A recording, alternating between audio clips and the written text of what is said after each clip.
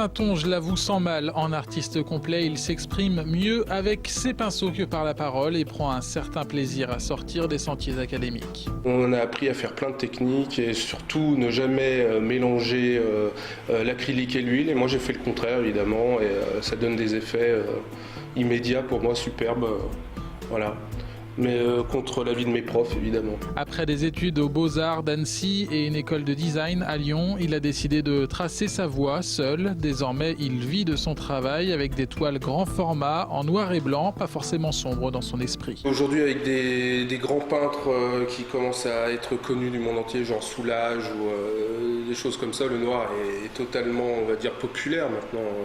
C'est une valeur comme une autre. Chaque tableau est une confrontation avec la toile. Dans le secret de son atelier à Évian, une recherche permanente, voire un combat. Je suis toujours en train de rechercher quelque chose de neuf que j'avais jamais fait. Et je pense que j'en suis encore très loin d'avoir atteint le but que je voulais pour l'instant. Je suis en perpétuelle recherche. Ces sujets, il les trouve d'abord en photo avant de leur donner une seconde vie. C'est un travail vraiment actuel. C'est tourné autour de l'homme. Travail d'après photo. Que je retravaille en peinture uniquement avec beaucoup de matière. Je mets mes personnages sur des fonds totalement vides, dénués de sens. C'est des personnages flous.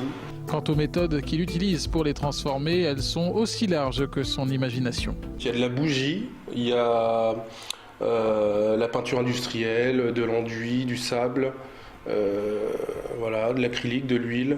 En plus de son talent, le jeune artiste cultive l'humilité. Malgré la satisfaction d'exposer, il se dit encore loin du but. On peut dire au moins qu'il s'en approche de près.